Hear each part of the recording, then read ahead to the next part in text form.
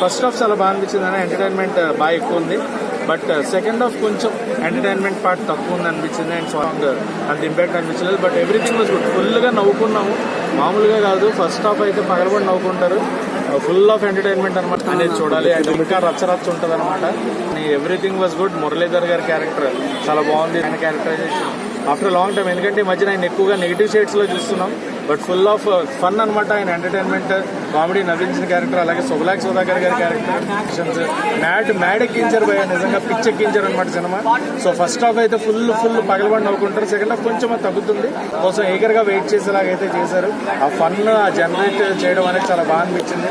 Collection బాగుంది. Music, background music చిన్న music లాగే అనిపించింది, కొత్తగా ఏం అనిపించలా.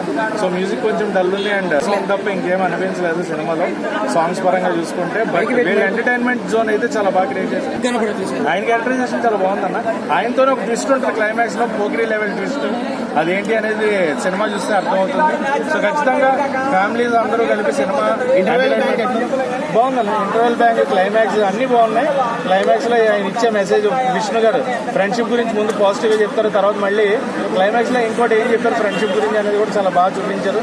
సో థియేటర్స్ లో ఫ్యామిలీస్ అందరూ ఎంజాయ్ చేసి ఎంటర్టైన్ అవడానికి ఒక మంచి సినిమా, ఫుల్ గా నవ్వుకునే సినిమా థియేటర్స్ లో ఉంది. Please to watch it. And rating 5కి 3 రేటింగ్.